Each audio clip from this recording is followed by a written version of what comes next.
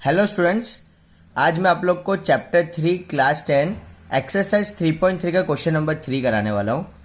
देखो, ये question number 3 में हमें क्या इंस्ट्रक्शन गिवन है। From the pair of linear equation for the following problems and find their solution bye substitution method. मतलब हमें सब्स्टिट्यूशन मेथड से ही हमें इसके जो क्वेश्चन है वो सारे फाइंड करना है। तो चलो मैं एक 1 बाय 1 में आप लोग को समझाऊंगा कैसे हम लोग को करना है। तो फर्स्ट यहाँ पे हमें गिवन है कि the difference between two numbers is 26 and one number is 3 times the other. Find them. ये हमें क्वेश्चन गिवन है। हमें क्या करना है, सबसे पहले मैं क्वेश्चन में से देखूंगा कि हमें फाइंड क्या करना है। तो कि नंबर्स फाइंड करना है, 2 नंबर्स फाइंड करना है। तो आप लोग को समझना है स्टूडेंट्स के 2 नंबर्स कौन से होंगे। तो एक नंबर बड़ा होगा, एक नंबर छोटा होगा, क्योंकि डिफरेंस बोला है और ऐसा बोला है कि एक नंबर दूसरे नंबर का 3 टाइम्स है। तो इस चीज़ से हमें ऐसा पता चल जाता है कि दोनों ही नंबर, एक बड़ा होगा एक छोटा होगा। तो मैं आप लोग को यहाँ पे मान लेता हूँ कि x जो है वो बड़ा नंबर है, let larger number be x and smaller number be y। तो अब आप लोग यहाँ से आप समझ सकते हो from according to the question के 1 number is 3 times the other. तब आप सोचो कि जो हमारा बड़ा नंबर है वो छोटे नंबर का 3 टाइम्स हो सकता है ना, कि छोटा नंबर, और ऑफकोर्स ऐसा ही होगा। ऐसा तो होगा नहीं कि छोटा नंबर बड़े नंबर का 3 टाइम्स होगा, ये कभी पॉसिबल नहीं होगा। तो क्वेश्चन से हम लोग ने अगर x को बड़ा नंबर लिया है तो x इक्वल्स टू, यहाँ पे मैं 3y लिख रहा हूँ। क्यों 3y लिख रहा हूँ? क्योंकि क्वेश्चन में मुझे ऐसा गिवन है कि 3 टाइम्स, ठीक है, ये मुझे क्वेश्चन में 3 टाइम्स गिवन है, इसलिए मैं वहाँ पे क्या लिख रहा हूँ कि x is equals to 3y। तो यहाँ तक आप लोग को पता चला। अब यहाँ पे मैं आगे क्वेश्चन में ही रीड करूंगा। तो क्वेश्चन में मुझे क्या दिख रहा है, क्वेश्चन में मुझे ऐसा लिखा है कि the difference between 2 numbers is 26। तो अब ये दोनों का डिफरेंस करना है। तो डिफरेंस में भी आप ध्यान रखो, y माइनस एक्स मत लिख देना, क्योंकि लार्जर नंबर ही से ही छोटा नंबर को माइनस करना होता है। x minus 3y equals to 26 आपको लिखना है, क्योंकि यहाँ पे डिफरेंस, ये डिफरेंस जो है ना, डिफरेंस का मीनिंग होता है सब्ट्रैक्शन, ठीक है। सो ये मैंने कर दिया, x minus Y equals to 26, वो मुझे गिवन था क्वेश्चन में, वो मैंने लिख दिया। उसके बाद देखो x इक्वल्स टू 3y हमने क्वेश्चन में से यहाँ से देखा फ्रॉम इक्वेशन 1, तो x की जगह पे मैंने 3y सब्स्टिट्यूट कर दिया। और उसके बाद माइनस वाई इक्वल्स टू 26, ये इक्वेशन 1 यहाँ पे लिखा है। इक्वेशन 1 में से मैंने x की वैल्यू की जगह पे 3y लिखा है, इसलिए साइड में मैंने शो किया गया फ्रॉम इक्वेशन 1। अब आप लोग को पता है कि 3y माइनस वाई 2y होता है, ये 26 एज इट इज रहेगा। यहाँ पे y 2 इसके साथ मल्टीप्लीकेशन में ऑपोजिट साइड जाएगा, तो ये डिवीजन में आ जाएगा। तो 26/2 जो है वो 13 होता है। तो y का आंसर हमारा 13 आ गया। तो अब स्टूडेंट्स आप लोग देख सकते हो कि अब हमारे पास जो y मिल गया है, तो अब हमको पता है कि हमारा स्मॉलर नंबर था y, लार्जर नंबर था x, और x कितना था 3y। तो यहाँ पे मैंने फाइंड कर लिया ये मेरे आंसर्स के larger number x that is equals to 3y equals to 3, और उसके साथ यहाँ पे 13 मैंने मल्टीप्लाई कर दिया, क्योंकि मुझे y जो है वो 13, यहाँ पे 3y क्यों लिखा मैंने, क्योंकि 3y x equals to 3y ऐसा क्वेश्चन में गिवन था। तो x equals to 3 into 13 39 answer आ गया, और जो स्मॉलर नंबर है वो मेरा y इक्वल्स टू 13 आंसर आ गया। ओके स्टूडेंट्स, तो क्वेश्चन नंबर 1 का हो गया कंप्लीट। तो स्टूडेंट्स एक बार मैं रिवाइज करवा देता हूँ। क्वेश्चन नंबर फर्स्ट के difference between 2 number is 26, the one number is 3 times the other. Larger number x ले लो, स्मॉलर नंबर y ले लो। क्वेश्चन में दिया है कि एक नंबर दूसरे नंबर के 3 टाइम्स है, तो x इक्वल्स टू 3y ले लो। फिर इक्वेशन बना दो, क्वेश्चन में से देखिए x minus Y equals to 26, value substitute कर दो, x की जगह पे 3y, y का आंसर आने के बाद आपको वैल्यू सब्स्टिट्यूट करके आंसर मिल जाएगा। ओके, तो चलो अब हम लोग क्वेश्चन नंबर 2 देखते हैं। क्वेश्चन नंबर 2 में क्या करना है, यहाँ पे आप लोग देख सकते हो क्वेश्चन नंबर 2। चलो, तो क्वेश्चन नंबर 2 में अब क्या करना है स्टूडेंट्स। तो क्वेश्चन में रीड करूंगा, the larger of 2 supplementary angles exceeds the smaller by 18 degrees, find them. तो अब हमें यहाँ पे क्या करना है कि सप्लीमेंट्री एंगल गिवन है। अब सप्लीमेंट्री एंगल क्या होता है वो मैं आप लोग को बता देता हूँ पहले ही, कि 2 एंगल्स हुज सम इज 180, मतलब 2 एंगल का अगर हम लोग प्लस करते हैं तो 180 होता है, उसको कहते हैं सप्लीमेंट्री एंगल। यहाँ पे जो एक्सीड्स है, एक्सीड्स का मतलब होता है प्लस, ठीक है, इसका मतलब होता है प्लस। अब यहाँ पे भी आप लोग देख सकते हो कि 2 एंगल दिया है। एक एंगल क्या बोला है कि larger of the supplementary angle is exceeds, मतलब प्लस द स्मॉलर बाय 18। मतलब यहाँ पे भी आप ऐसे ही लिख सकते हो। मैंने यहाँ पे फर्स्ट एंगल और सेकेंड एंगल करके लिखा है, आप लोग यहाँ पे लार्जर एंगल और स्मॉलर एंगल करके लिख सकते हो। यहाँ पे ऐसा सेम दिया हुआ है जो फर्स्ट क्वेश्चन में था कि लार्जर एंगल जो है वो स्मॉलर एंगल से 18 बड़ा है। एक्सीड्स मतलब यहाँ पे प्लस 18 बड़ा है, तो x जो है वो y प्लस 18 होगा, और सेकेंड एंगल जो है वो हमारा y होगा। अब क्वेश्चन से अकॉर्डिंग टू द क्वेश्चन में ऐसा लिख सकता हूँ कि मुझे यहाँ पे बोला है कि जो मेरा बड़ा नंबर है वो छोटे नंबर से 18 बड़ा है, मतलब छोटा नंबर जो है मेरा, जो स्मॉलर एंगल है वो y प्लस 18 है, बराबर। तो स्मॉलर एंगल मेरा y है और लार्जर एंगल क्या होगा, y में अगर मैं 18 ऐड कर दूं तो मेरा लार्जर एंगल मुझे मिल जाएगा, ऐसा क्वेश्चन में गिवन है। तो अकॉर्डिंग टू द क्वेश्चन मैंने लिख दिया यहाँ पे कि x equals to Y plus 18। अब क्वेश्चन में ये गिवन था कि सप्लीमेंट्री एंगल, अब सप्लीमेंट्री एंगल क्या होता है कि addition of two angles x plus Y that is equals to 180 degree, और x की जगह पे मैं यहाँ से ये वैल्यू को सब्सटीट्यूट कर सकता हूँ, ठीक है। तो उस मैंने ये वैल्यू को यहाँ पे सब्सटीट्यूट कर दी, यहाँ पे ये जो x है उसकी जगह पे x equals to Y plus 18 मैंने यहाँ से फ्रॉम फर्स्ट इक्वेशन यहाँ पे लिख दिया, y plus 18 plus Y equals to 180 degree, ये हो गया मेरा फ्रॉम इक्वेशन नंबर 1। अब देखो y प्लस वाई हो जाता है 2y, 18 मेरा एज इट इज और 180 डिग्री मैंने यहाँ पे लिख दिया। उसके बाद देखो 2y इक्वल्स टू 180, ये 18 इस साइड चला जाएगा, प्लस में इस साइड जाएगा माइनस, तो 180 माइनस 18 जो होता है वो 162 हो जाएगा, और ये 2y जो है वो एज इट इज यहाँ पे आ जाएगा। अब ये जो y है उसको मैं डिवीजन में लेके जाऊंगा 162 अपॉन 2, तो 2 को अगर मैं डिवीजन में लेके जा रहा हूँ तो इसको मैं कट करूंगा तो मेरा आंसर 81 आता है। तो y मेरा 81 आता है। तो अब मुझे दो एंगल्स फाइंड कर लेने, first angle and second angle. तो यहाँ पे देखो फर्स्ट एंगल क्या हो जाएगा, x मेरा क्या था y प्लस 18, y हमें पता है 81, 81 प्लस 18 क्या होता है 99, और सेकंड एंगल तो y है, तो y हमें 81 मिल गया, तो हमें दोनों आंसर मिल गए 99 डिग्री एंड 81 डिग्री। इसमें मैं आप लोग को फिर से थोड़ा रिवाइज करवा देता हूँ, करना क्या होता है, larger number of supplementary angle, supplementary angle x plus Y equals to 180 होता है, ये याद रखना है। उसके बाद के वो बड़ा एंगल जो है वो छोटे एंगल से 18 बड़ा है, कितना बड़ा है तो y प्लस 18, बस ये आपको रखना है, फिर उसके अंदर वैल्यू सब्सटीट्यूट करो और फिर आपका आंसर आ जाएगा। ओके स्टूडेंट्स, चलो तो अब क्वेश्चन नंबर 3 देखते हैं, क्वेश्चन नंबर 3 को कैसे सॉल्व करना है। तो यहाँ पे देखो क्वेश्चन नंबर 3 में क्या गिवन है, the coach of a cricket team buys 7 bats and 6 ball for ₹3800। मतलब हमें ऐसा बोला कि क्रिकेट का कोच है, उसने 7 बैट और 6 बॉल खरीदे, कितने रुपीज़ में 3800। फिर later she buys 3 bats and 5 balls for ₹1750। उसके बाद वापस उस जो कोच है, जो कोच थी, यहाँ पे गर्ल बताया सी लिखा है, तो उसने वापस खरीदा तो कितना हो गया, वापस उसने थोड़े टाइम बाद वापस खरीदा 3 बैट और 5 बॉल, तो वो 1750 में उसको पड़ा। तो हमें यहाँ पे क्या पूछा है, find the cost of each bat and each ball. Okay, मतलब हमें बॉल की और बैट की प्राइस फाइंड करनी है। तो सबसे पहले मैं सपोज कर लेता हूँ कि मुझे पता नहीं उसकी प्राइस क्या है, तो let cost of the bat is x और cost of the ball is y, मैंने ये सपोज कर दिया। तो अब क्या है, आपको ये क्वेश्चन में बहुत सिंपल है, ये क्वेश्चन को कैसे करना होता है कि स्टार्टिंग का पार्ट और 2 पार्ट होता है। देखो ये लेटर से मैं सेकंड पार्ट कर दूंगा, यहाँ तक मैं इसको फर्स्ट पार्ट को बोलूंगा, ठीक है। ये मेरा फर्स्ट पार्ट, उसके बाद ये हो जाएगा मेरा सेकंड पार्ट, 2 पार्ट में डिवाइड कर दो, फटाफट आप लोग का सॉल्व हो जाएगा। तो अकॉर्डिंग टू क्वेश्चन देखो यहाँ पे मैंने लिखा है फर्स्ट पार्ट, तो फर्स्ट पार्ट में मैं क्या करूंगा कि बैट को 7 माना तो 7x, बॉल को 6 y माना तो 6y, दोनों को प्लस करो तो कितना रुपीज़ हुआ 3800, ऐसा क्वेश्चन में गिवन था।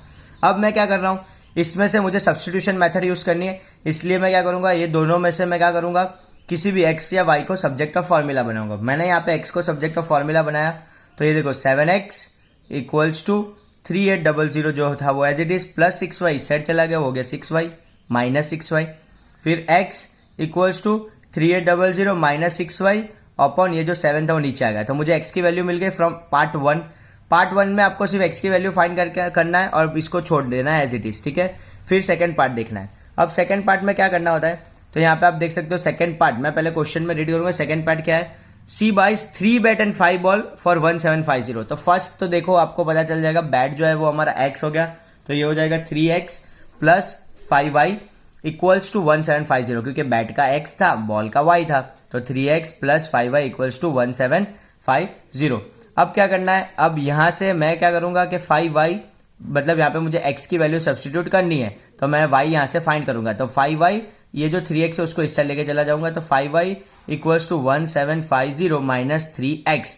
अब यहाँ पे देखो स्टूडेंट्स, x की वैल्यू तो ऑलरेडी हमारे पास है, तो अब ये वैल्यू थोड़ी बड़ी है, तो आपको क्या करना है, यहाँ से देखना है कि हमारे पास x की वैल्यू है। तो मैंने यहाँ क्या किया, ये जो 3x है उसको साइड में रफ वर्क में सॉल्व कर दिया कि मेरा आंसर क्या आएगा, तो फिर मैं यहाँ पे डायरेक्ट रख सकता हूँ। यहाँ पे अगर मल्टीप्लीकेशन और वो सब कुछ करूँगा तो बहुत टाइम लग जाएगा। रफ वर्क में मैंने साइड में सॉल्व कर दिया है 3, फिर x की जगह पे वैल्यू रख दी, तो 3 इंटू 3800 होता है, तो उसका आंसर आता है 11400। 3 इंटू 6 माइनस 18y अपॉन 7 जो था वो एज इट इज, ठीक है। तो यहाँ पे आप इसको क्या कर सकते हो, इतना ये सॉल्व हो गया अपना 3x, ये वाला इतना सॉल्व हो गया। उसके बाद ये वैल्यू को यहाँ पे सिर्फ सब्स्टिट्यूट करना है। देखो मैंने x की जगह पे वैल्यू रखी, इसको साइड में रफ वर्क में सॉल्व किया था, यहाँ पे डायरेक्ट रख दिया।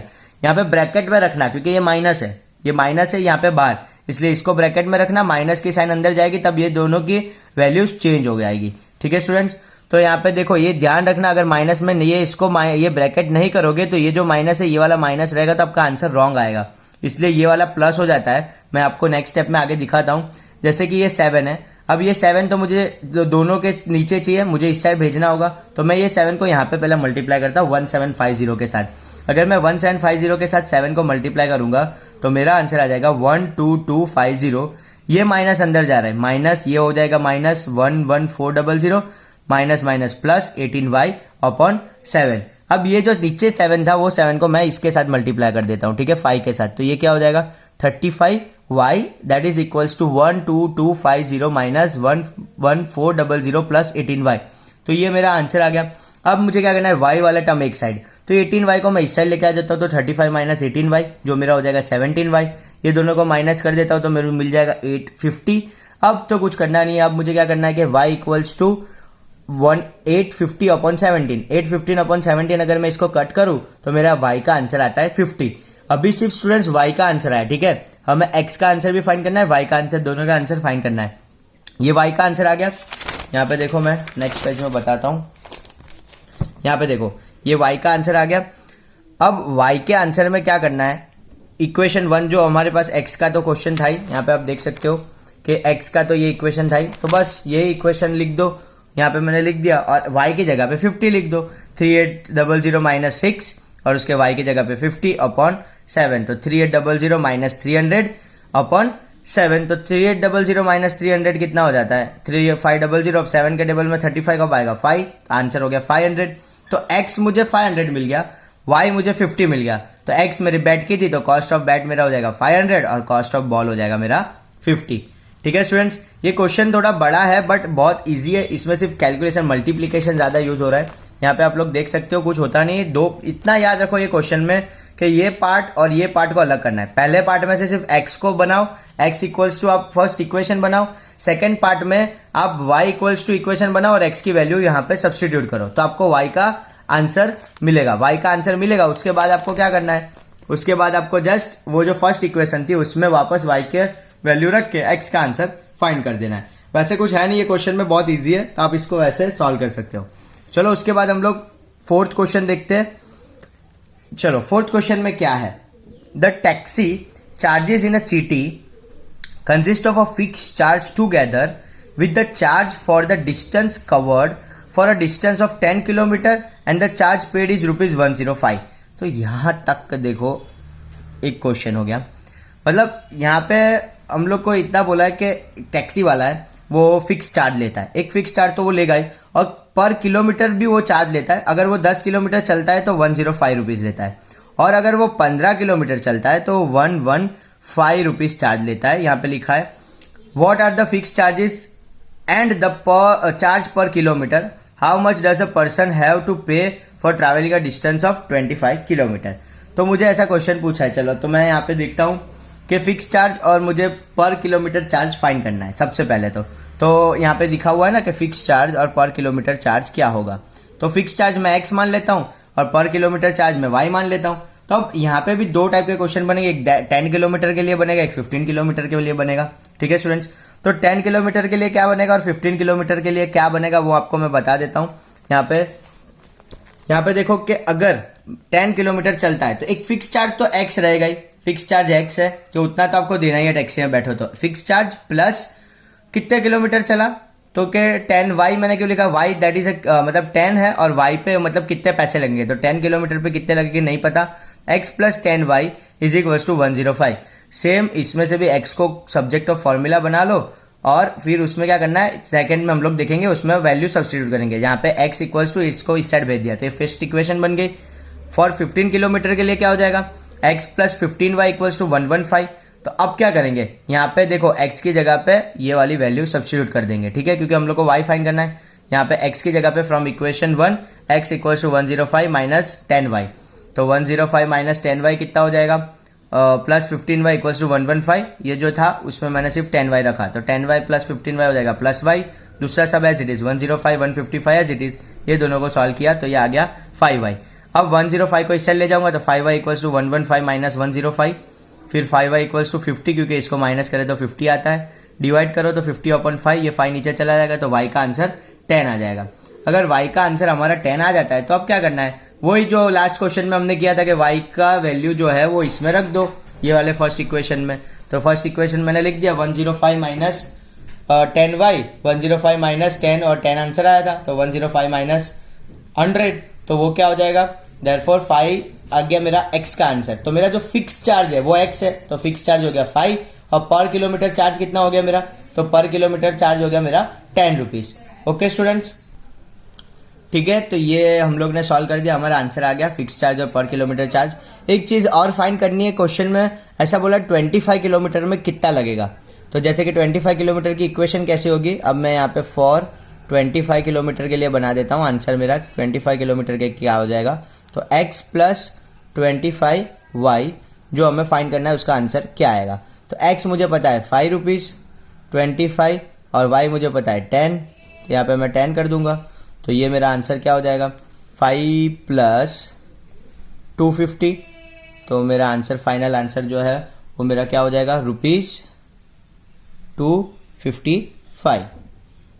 तो ये हो गया फॉर 25 किलोमीटर, जो मुझे क्वेश्चन में पूछा था कि अगर 25 किलोमीटर कस्टमर चलेगा तो उसका कितना होगा, तो 25 किलोमीटर के लिए 255 रुपीज़ लगेगा।